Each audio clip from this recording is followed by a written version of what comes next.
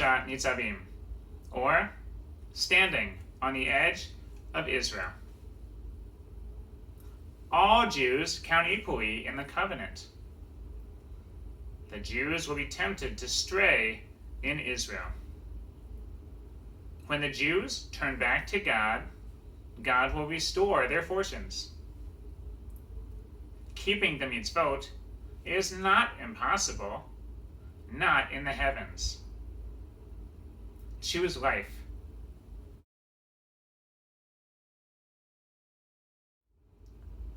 I cannot think of a verse that's more famous and more obscure. In this parsha, the Jews are perched on the Jordan River. They're about to cross over into Israel. And Moses warns them of the temptations they will face, not to stray after other gods and to keep the commandments. And in that context, we read this famous verse. For this mitzvah, which I instruct you today, is not too baffling for you, nor is it distant. It's not in the heavens that you should say, who among us can ascend to the heavens and take it for us and teach it to us so we can observe it? No, the thing is very close to you, in your mouth and in your heart, to observe it.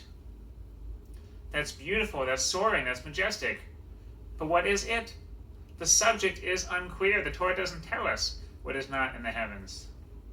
And I want to share with you two different answers. The first is Rashi, who says it, the mitzvah, is the Torah writ large, all of the commandments.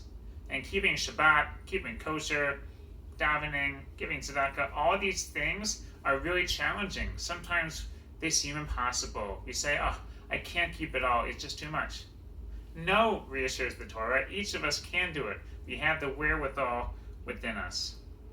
And how does Rashi reach this answer? Well, he reads forward, because the next couple verses, the next chapter, talks about rituals and laws and mitzvot. So that becomes the subject, and that works. But what happens if we read backwards? This is what Ramban, Nachmanides, does. And he says, he looks at the previous verses, the chapter that came before this verse. And the subject of that chapter is teshuvah, repentance, returning. And the verb to return, lashuv, appears 7 times in the previous chapter. And for the Torah, 7 is a perfect 10. That's a big deal. And so, teshuvah, or repentance, self-renewal, that is the mitzvah. That is the task that seems impossible.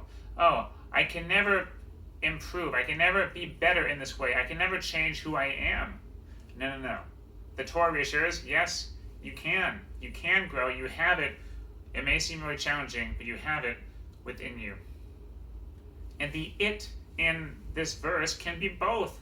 Both the Torah, the 613 commandments, and the singular mitzvah of teshuvah. And I love the imagery of looking both backwards and forwards.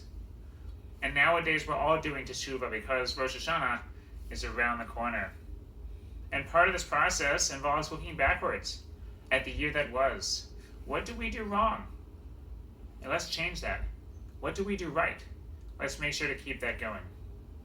And teshuvah involves looking forward. Who do I want to be in the year ahead? What do I want my relationships to look like? While challenging, being better in the year ahead, that's not impossible.